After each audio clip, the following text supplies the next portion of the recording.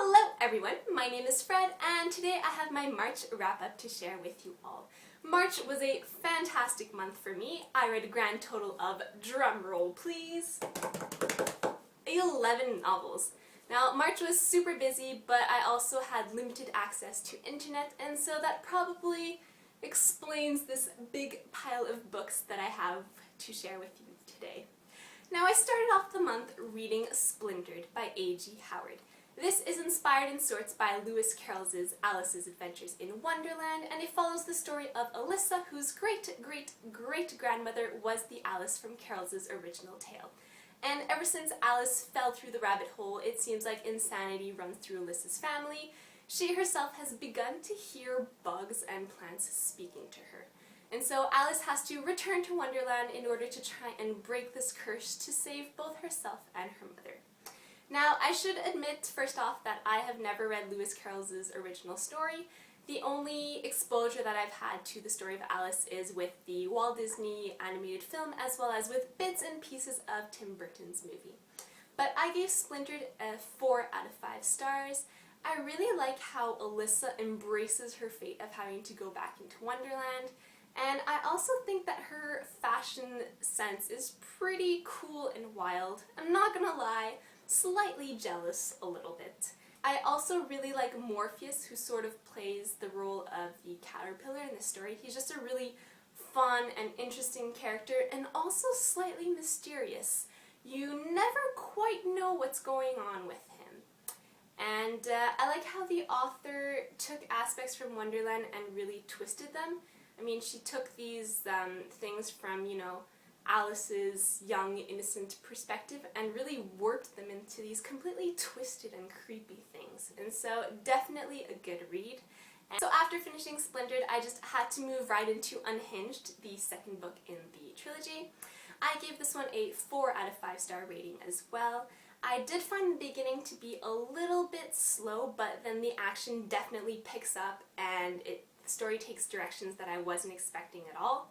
We also get to see Alyssa really growing into her character, and Morpheus is still awesome, just as always. We also get some more information on the background of some of the other secondary characters.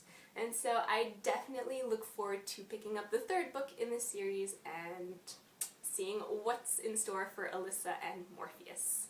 Then I read The Storied Life of A.J. Fikry by Gabrielle Zevin. This follows the story of A.J. Fikry, who has grown into a bit of an unpleasant and grumpy man after the death of his wife. He also owns this independent bookstore that isn't doing so well, and to make matters even worse, his most prized possession has just been stolen. But then his life changes as he returns to his shop one night to find this abandoned child. And with the arrival of this child, A.J. Fikry sort of gets this second chance at life, and it completely changes him. I gave this book a 5 out of 5 star rating. I absolutely adored it so much. I don't know, the story, it just spoke to me. I really liked Zevin's style of writing, I liked her characters, I liked the setting, and I also liked the role that books play in the story and what they represent in this book. And so I highly recommend this to any book lover out there. It is really good, and you can definitely read this in one setting. It reads very well. Then I have Throne of Glass by Sarah J. Maas. This follows the story of Selena Sardothian, a famous assassin who has just been pulled out of a government work camp in order to compete in a competition to the death to become the king's new assassin. I gave this a 4 out of 5 stars. I know that lots of people have trouble getting into the story with this book, but I have to say that I was completely hooked from the beginning. I really appreciate Selena's character. She's this really kick-ass assassin, and she just exudes confidence, but yet again, she also, you know, just likes to dress up and go to parties, and she also does have her own insecurities. I feel like her character is a combination of everything that I like to see in, you know, a good, strong lead. And she can also be pretty hilarious at times, and so for me, Selena just makes these books. And so, no surprise, afterwards I picked up Crown of Midnight, the second book in the series by Sarah J. Maas.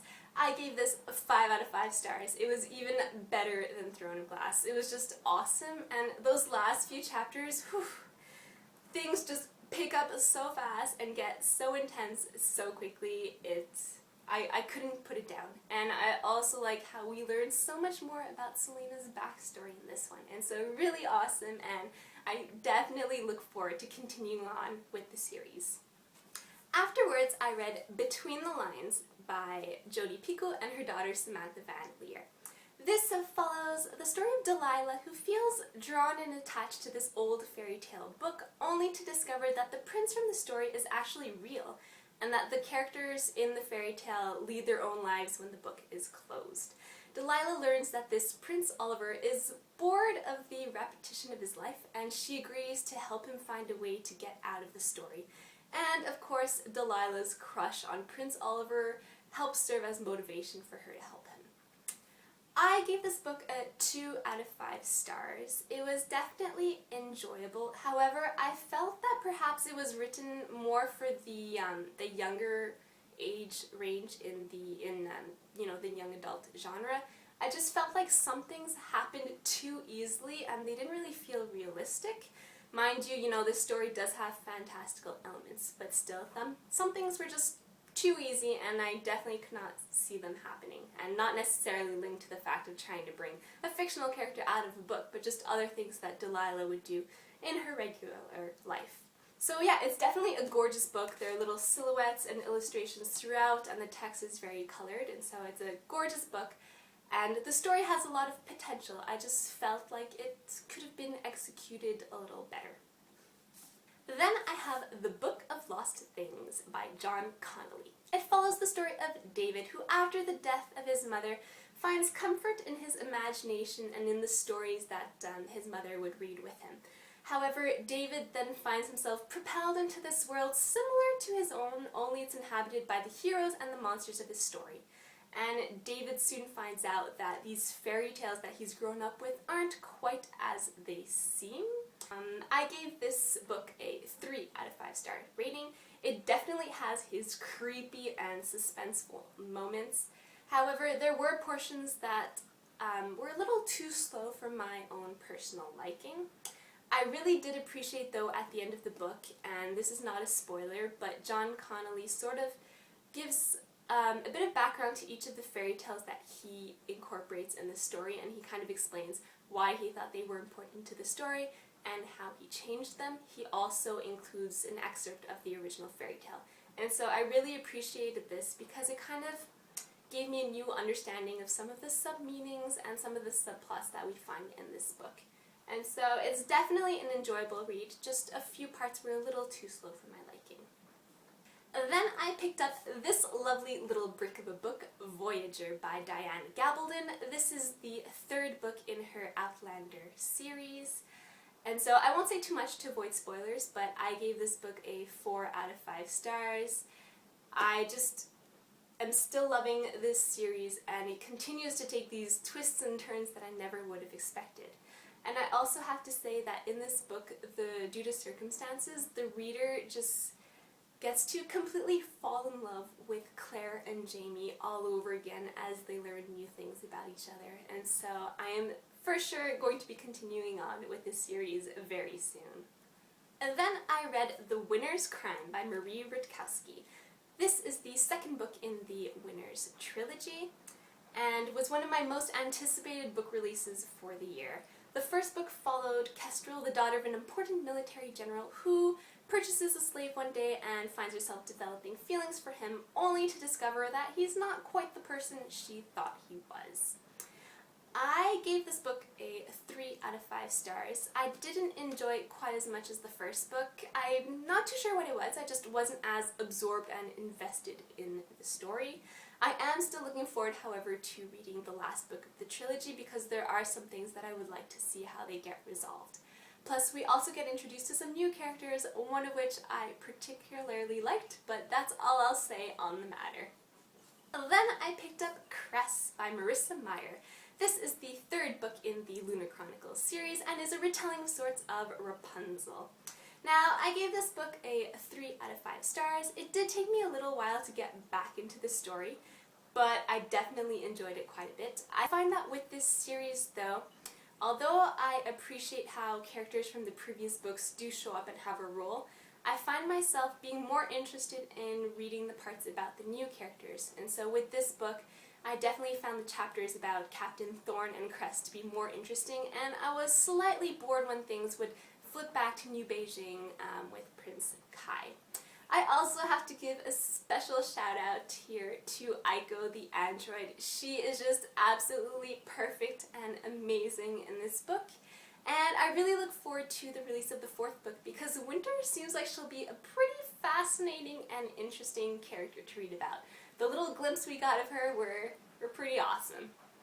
And lastly, I read A Darker Shade of Magic by V.E. Schwab. This book follows the story of Kel and Antari, which is this blood magician who can travel between different worlds. And so in this story we have 4 different versions of London that exist, and Kel's job is to be a messenger between each of the cities. He also has a bit of a side job where he acts as a smuggler and trades items from each of the different cities. And so one day Kel smuggles this very dangerous item, and so all hell ensues, and he then has to make things right along with the help of a bit of a thief named Lila. I gave this book a 3 out of 5 stars. It definitely has a lot of potential. I really enjoyed the description and how the reader can easily differentiate between each of the Londons that are described in the book. I also really liked Lila's character. I like how she's not afraid to just go after what she wants. So yeah, I definitely look forward to the next book in this series because I really want to see how these characters grow, and I want to discover more about these different worlds and how, you know, the Antares can just travel amongst them. So that was all for my March wrap-up. Do let me know in the comments below if you've read any of these books and what you thought, or tell me about one of your favorite books that you read over the month of March. As always, thank you so much for watching, and I'll see you with another